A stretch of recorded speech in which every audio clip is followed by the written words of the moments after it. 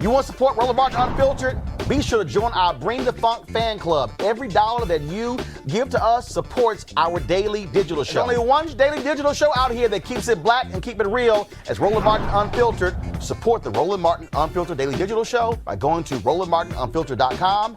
You can make this possible. Coronavirus is dominating so many different conversations. Of course, we continue to see how it's impacting this country.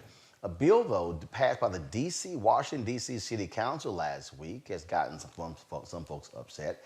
It would allow children as young as 11 years old to get vaccinations without their parents' consent.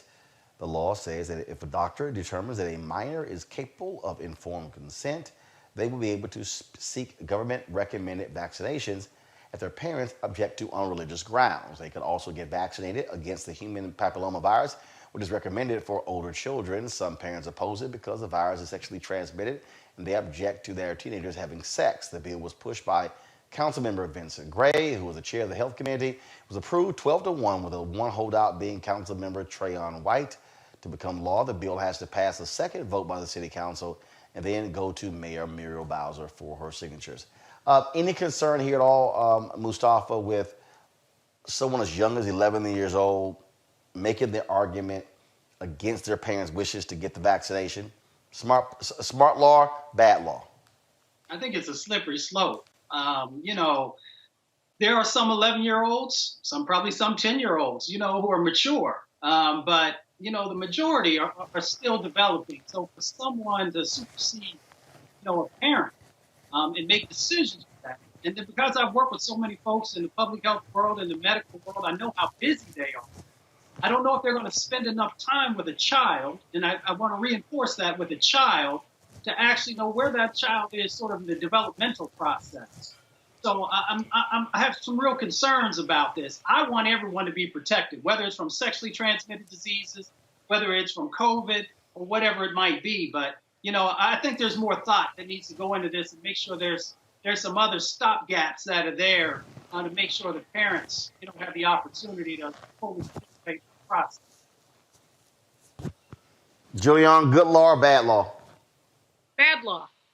First of all, with the COVID, we have not had enough testing of people. I think the Pfizer says over 16. I may have it wrong. In the Moderna, over 18. So if you're going to let an 11-year-old choose to take a vaccine that has not been tested on their age group, very, very bad law. With the human papilloma, I have a different feeling, but I also think parents need to be essentially consulted. I love Vince Gray. His heart on public health is in the right place, but I think this is a law that goes in the wrong direction. It's time to be smart.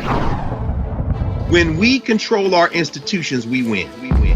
This is the most important news show on television of any racial background. Y'all put $2, $3, $4, $5, $10, $15, $20, $30 on this and keep this going. What you've done, Roland, since this crisis came out in full bloom. Anybody watching this, tell your friends.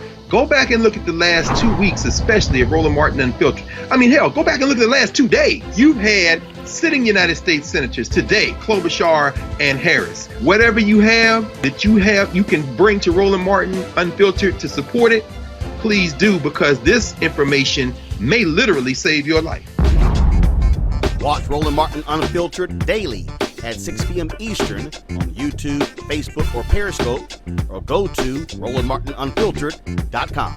Support the Roland Martin Unfiltered Daily Digital Show by going to RolandMartinUnfiltered.com. Our goal is to get 20,000 of our fans contributing $50 each for the whole year. You can make this possible. RolandMartinUnfiltered.com.